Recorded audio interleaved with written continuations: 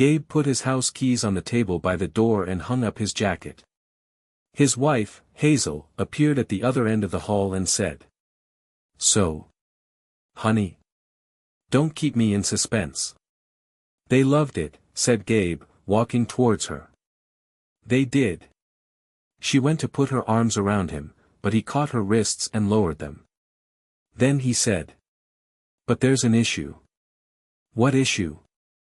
He sidestepped her and went to the kitchenette. She tightened her purple silk nightgown and followed him. He poured himself a large measure of drambuie. "What happened?"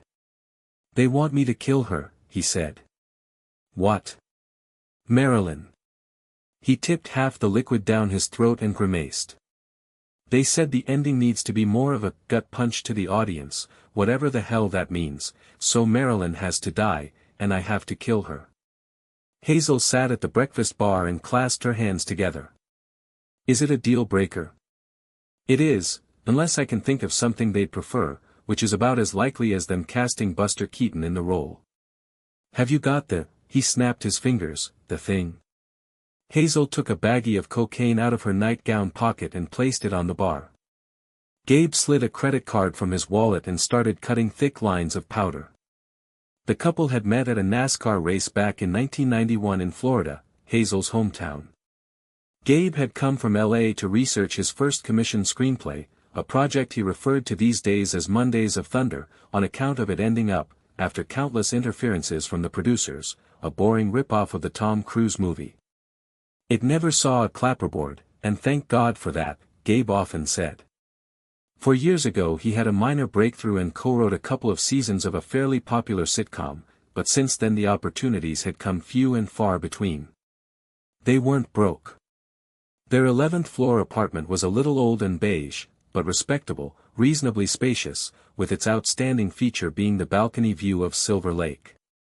But, of course, they aspired for more. Plenty more. And his new screenplay was supposed to be their ticket to the big time. Gabe had poured his soul into its every page, especially into his protagonist, Marilyn. "What was the offer?" asked Hazel.